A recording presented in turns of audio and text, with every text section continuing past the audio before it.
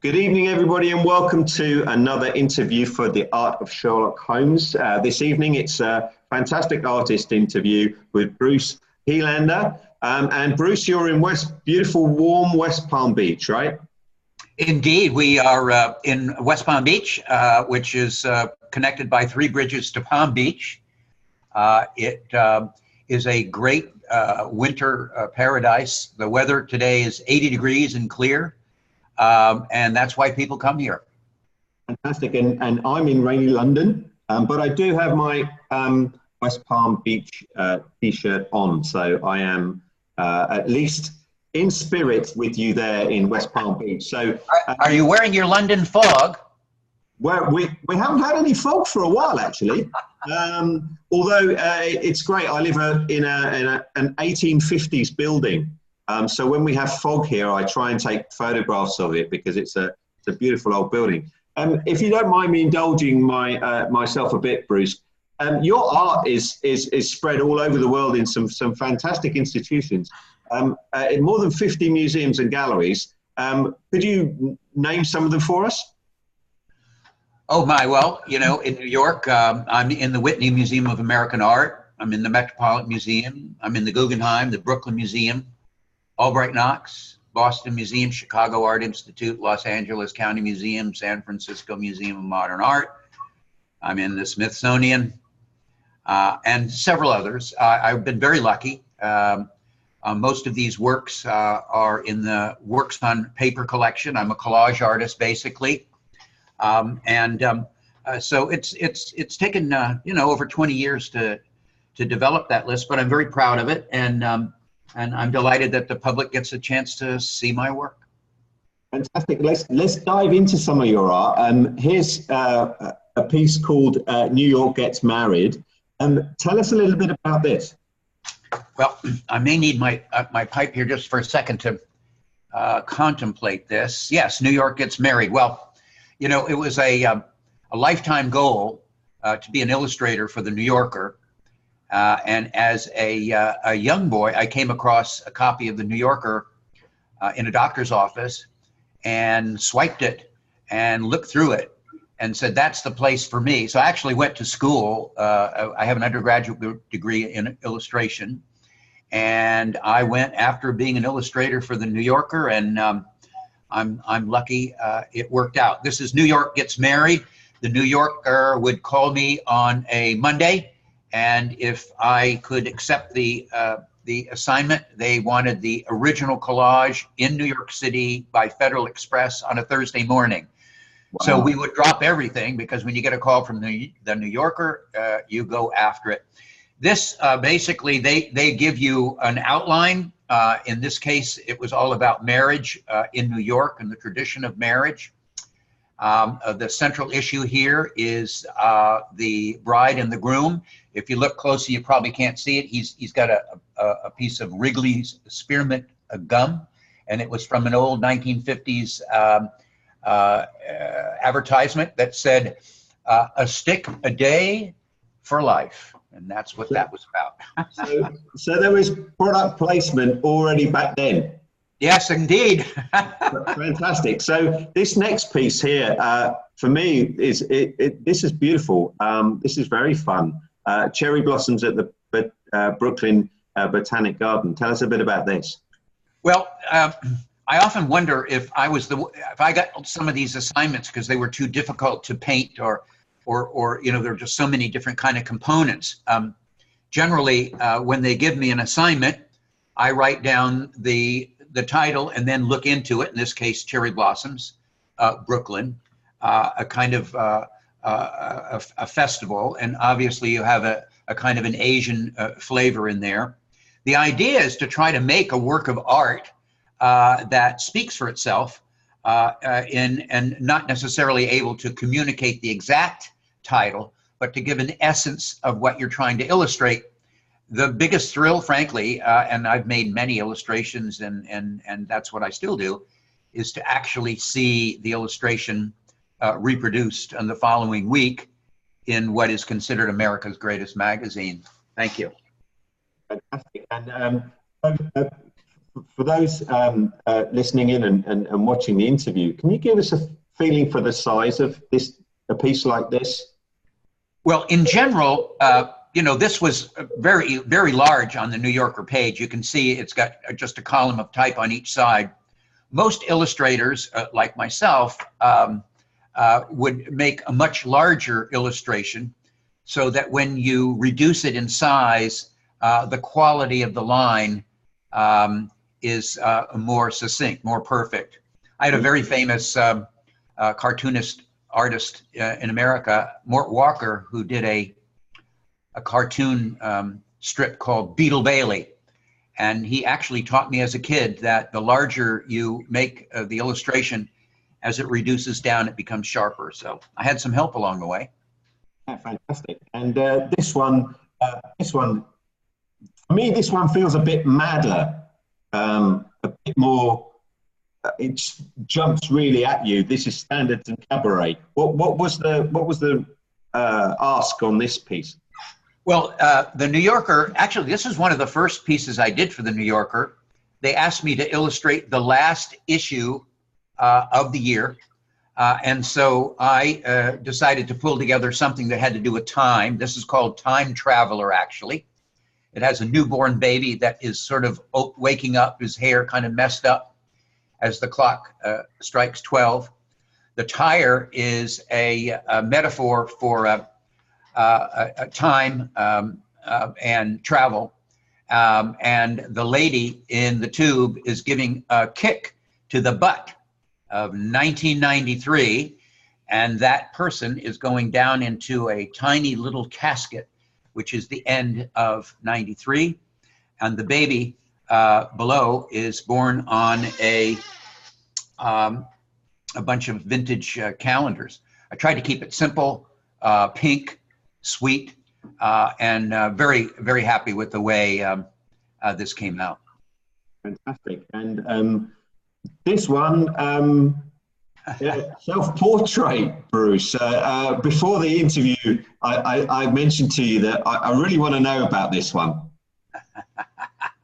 Well, I find that most self-portraits are kind of goofy. I mean, I love Francis Bacon's portraits as well as Picasso, but in this case, they give you full range on whatever you want to do. So I just put together a bunch of images that seem creative, including a painter's palette. At the bottom, there's a painter's box. Actually, it's a British soldier from a song sheet that I found. And I thought it'd be kind of funny that the artist was, in his protective helmet waving and somebody serving coffee. There's his palette. And it was meant to be very humorous and ironic. I don't think there's much of a resemblance to me, although I do have a reputation for wearing peculiar and eccentric hats. Well, I did notice there with my eagle-eyed detective skills that you are wearing the traditional deerstalker. And well, we thought this 3 days ago, and I told my assistant Susan, wouldn't it be funny if we could find a Sherlock Holmes hat? And where do I find a pipe? So she went online, and sure enough, for $12.99, we found ourselves a little plastic pipe and this nutty little hat that'll go into the hat collection with some memories attached to it, I must say. A few years ago, we at MX, we tried to beat the world record, set the Guinness World Record for the most amount of Sherlock Holmeses in one place at one time. And we achieved about 110 people. So we had to go and buy a lot of spare hats and spare pipes. So according to the Guinness World Records, you have to have the hat, the pipe, and a cape. Are the three things to be included within it. A few months later, another wonderful organisation set the full record at about 400 people. So we held the unofficial record for a little while. We should jump on to the subject of the day, which is the Art of Sherlock Holmes. So this is the first edition, West Palm Beach. It was conceived and is being curated by Phil Growick. So Phil's a New Yorker as well, but he's also West Palm Beach, and he came up with this incredible idea of taking existing Sherlock Holmes stories and giving them to artists and have the artists create a piece of art. Now, we've shown a glimpse of your piece here, Bruce, on the page. We've kept all of the art very, very secret. Even the authors don't know who's painted their stories. So we're trying to keep everything as secret as possible. But tell us about how the process was for you on this one, because it's more than just a theme. I guess you've got a story, but it's more than just a small theme. Well, normally what I do is I read the manuscript several times. The first read through the manuscript, I circle words that I know I can illustrate in some way. The plot of the story that I illustrated had to do with correspondence from London and Paris. So right away I thought about colorful souvenir postcards, stamps that were colorful. In the story, he's taking a trip on a vintage railroad, and you see that in the illustration.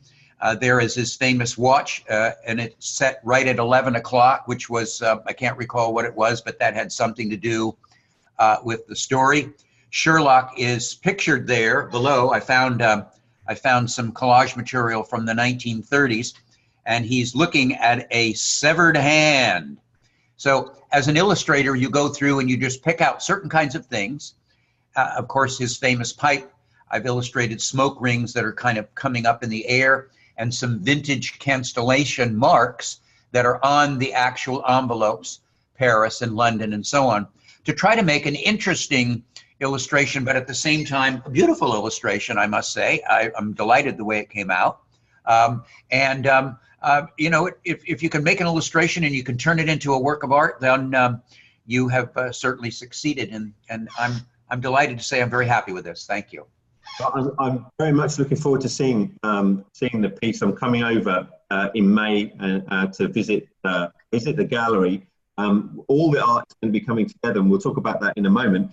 In fact, I have to say that your piece actually works really well in print as well. I've got one of the early prototypes of the book here with me, and Phil, the curator, has a prototype as well in his hands. So if you go grab him, he's actually got a prototype. But it actually looks fantastic on the page as well, Bruce, I have to say.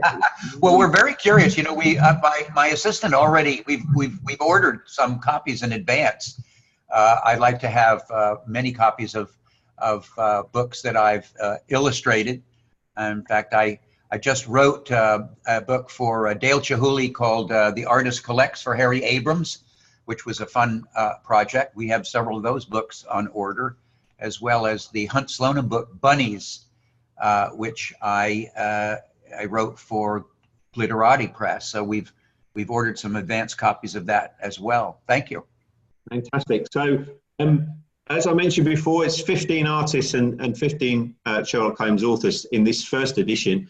The book is up there, as you've mentioned. It's already on Amazon and Barnes & Noble and all those kind of good places. But the art will first be shown to the world on the 9th of May. So the 15 pieces are coming together at a high-end gallery called the Anne Norton Sculpture Gardens, and that will open on the 9th of May. I'm actually coming over the week after to visit and see the art. I couldn't resist. I booked my plane ticket a couple of days ago because I can't wait to see the art all together in one place.